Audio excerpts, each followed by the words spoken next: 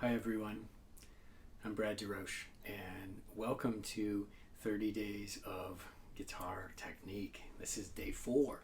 So hopefully you've stuck with me so far and it hasn't driven you too crazy. Anyway, today the focus of our short lesson is on right hand positioning and movement. Now, if you remember from the previous lesson, we talked about how to hold the right arm on the guitar, and what I had asked you to do in that lesson was to find the position 2/3 of the way between your wrist and your elbow, and that spot will be the widest point of your forearm right here.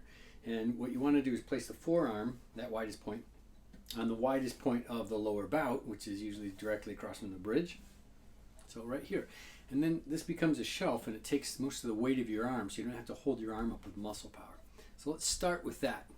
Then, when we think about what we're trying to do to accomplish with the right hand, we're basically looking for efficiency, maximum efficiency in our playing.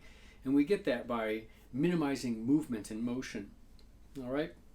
We're also looking to avoid injury. So we want to avoid playing with extreme flexion or extension of our muscles, joints, or tendons, or staying in the mid-range of the motion. We talked about that in the last lesson, being in the center. And then finally, we want to make sure we position our hand in such a way that produces a good sound. All right, so all those 3 things are what we're trying to accomplish in the lesson today. All right, so once we've got our hand in this basic position here, what I think about is approaching the string at a 45-degree angle. So what I mean by that is if we were to approach it at a 90-degree angle, we would be straight perpendicular to the string. So when we pull through the string at a straight 90-degree angle, like this, going through in this direction, it tends to produce a pretty thin quality of sound. It's not only because we're playing just off the nail, there's other things involved here. So what I want to do is to try to get my hand to a 45-degree angle, so I'm slicing through the string at a 45-degree angle. All right, does that make sense? So I'm pushing through the string at a 45-degree angle. It produces a much fuller, more fundamental sound. We'll talk more about that in one of the upcoming videos on tone production. Okay, so we're positioning our fingers so that we're approaching the strings at our hand is at a 45-degree angle to the string. We want to make sure we have very little arch in the wrist, not the old playing approach like this where the hand was really arched. That's not really good for us to do that. So we want to make sure we have minimum amount of arch in the wrist, nothing like this or this. All right. Then make sure the hand is in alignment with the forearm, so it's going in the same plane as the forearm. So if we have those 2 things, we're on a good roll here. Then we want to next think about the movement of our fingers here. When we start out, we want to have our fingers in just a very relaxed position like this. They should basically come together with the thumb. If your hand is too flexed downward like this, your fingers will extend out naturally by themselves. We don't want that. We want to have them up closer to the thumb like this, so they're starting in a curved position. And then when they play, they're going to push through the string, relax, and start again. Now, Bill Cannengeiser has this great video on this idea, so I'm going to rip off his idea and show you.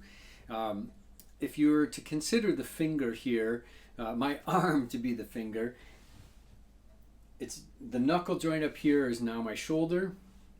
This is the middle joint and the tip joint. So it basically is the same shape as the finger. And when we play, if this was string 1 and this was string 2, what we want to do is to position the knuckle directly over top of the string that we're playing. So when we play a free stroke, the finger will naturally not be able to hit the next string. It'll clear that string and we're free to come back and play the next note. However, if we pull the knuckle over top of the next string and extend our finger to play, we will naturally run into the next string.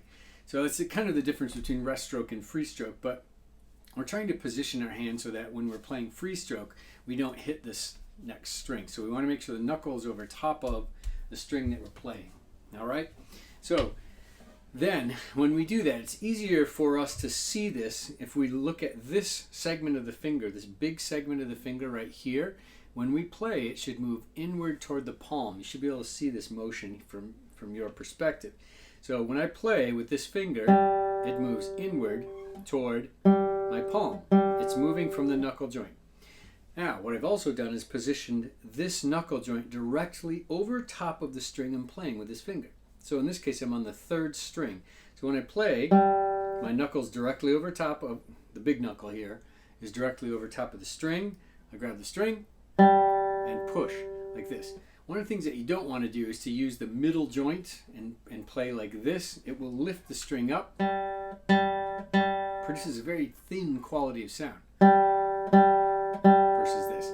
All right, so the basic idea here with movement of the fingers is that we try to use the entire finger as a lever. We move from the knuckle joint way up here and we push through the string at a 45-degree angle. All right, that's the basic idea for the right hand, and we want to make sure we capture that in our playing to produce a good sound, to be efficient, and also to avoid injury. So, hope that you enjoyed this lesson, and we'll see you next time.